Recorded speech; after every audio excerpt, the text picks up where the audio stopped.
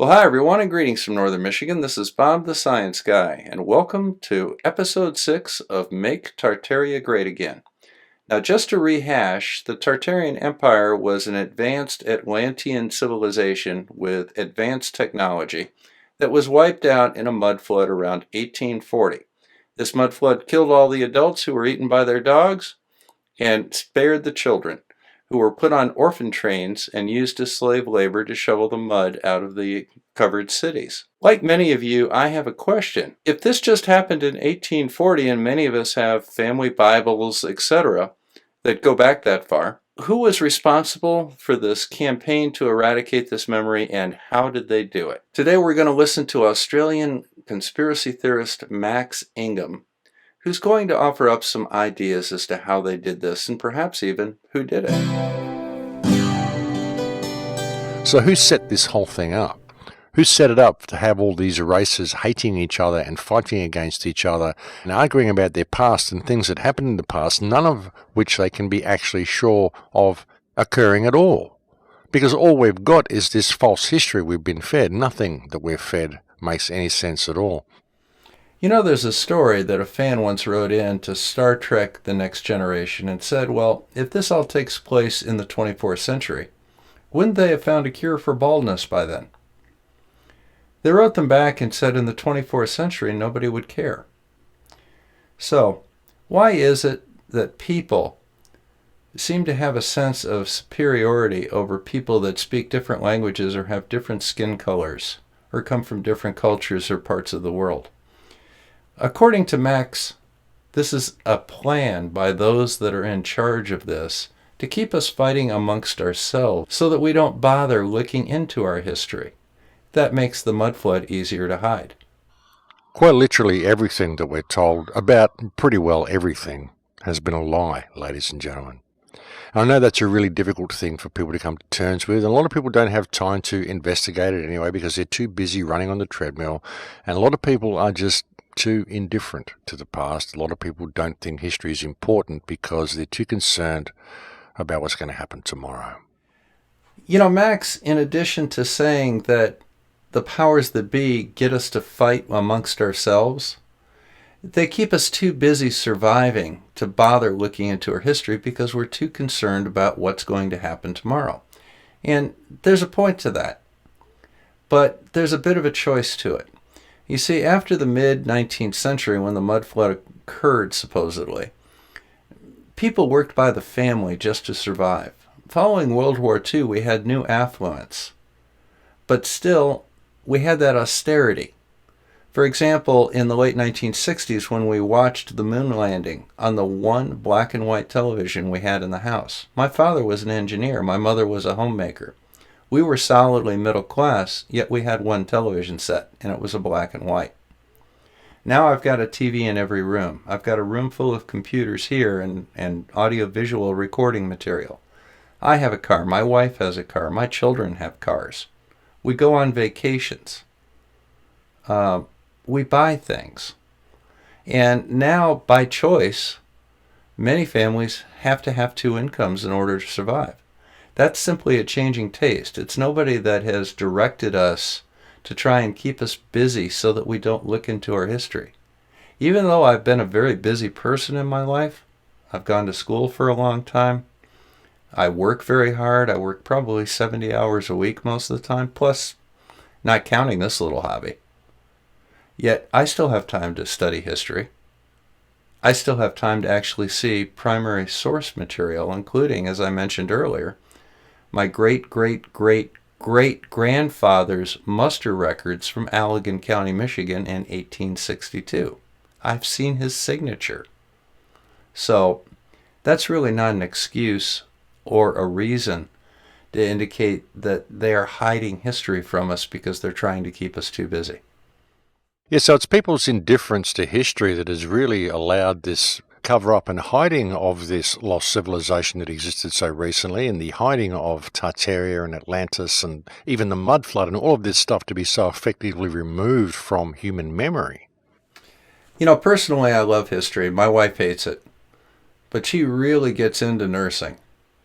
Some people like to play softball. Some people like to play backgammon. not all of us are interested in the same thing. But there are people out there that are deeply interested in these things. We have professional historians. We have people that scour the internet looking for conspiracy theories. And then we have people that go to school for many years learning how things actually do work. If you look at cable television, the History Channel and the Discovery Channel are two hugely popular channels in the United States. I don't know how they are in other countries or if they're even shown. But there is a lot of interest in history. Now you can say that this is propaganda put out by the powers that be, yet when you watch a television show on World War II, my stepdad flew a bomber in World War II. So there are people alive that actually witnessed many of these events. And they were alive at a time that they heard people talking about the Spanish-American War or the Civil War. So to say that they're trying to keep us too busy to understand our own history, I think does all of us a disservice. You know, I make these videos. You people watch them. There's interest out there. And of course, this indifference has been programmed into people. Many people are indifferent without even knowing that they're being that way. And this removal of our history from the collective consciousness is really an integral part of the control grid, because really that's what it's all about, is control. And just returning to the opening quote for a few minutes, indifference and apathy truly are two of the biggest problems we face in the world today, and two of the things that have allowed the system to reach the point of control that it's come to. You know, Max does have a bit of a point here. I think we are being manipulated as far as our tastes and habits go. But I don't think it's driven specifically by a desire to have us overlook the history of the mud flood. I think it's because people want to sell us cars and vacations. The issue being that people in the modern world don't really involve themselves in their lives, apart from going out and working and collecting their slave dollars. Most people put more of a focus on their virtual lives than on their real lives. They're more interested in getting likes on Snapchat or Instagram, getting followers on Facebook, than on paying attention to what is happening in the world around them, because that's just all boring news. You don't want to watch the TV, it's just all depressing, and we don't want to hear about wars and all that stuff. Not part of my reality. And that's the way people kind of get through it and don't find themselves overpowered by all the negativity that we see in the world today. You know, I think Max is a little bit pessimistic about the activity and the passion of people. Folks take to the streets with their beliefs. Reddit and YouTube are full of support groups for various causes. There are people that are very active in politics. Sure, we like to play online games because, quite frankly, I can't kill zombies in real life, and most of us can't fly a fighter jet. But the internet does not define my life, and I don't think it defines the lives of a lot of people. Some, yes, of course, but the vast majority of people actually have relationships, and they have jobs, and they have outside interests that don't involve computers. But even in that, it's really important that people involve themselves in their lives, and it's very important that people involve themselves in the world. As once said by Plato, the price men pay for indifference to public affairs is to be ruled by evil men. And that is certainly apparent in the world today. You know, Max actually has a point here. For example, in politics, the majority of people eligible to vote generally don't, unless something special is going on that happens to be of national interest. Instead of trying to blame this on a conspiracy to hide a non-existent mud flood, how about we devote our efforts to getting out and becoming active? Maybe that might be the answer. There is far too much indifference in the world today. A lot of it, I would think, is coming from the rise of the technological world that we're seeing around us, the rise of this digital dystopia where everybody's locked into their smartphones and no one's really paying attention too much to what's going on around them. This really does create a kind of indifference by default in people.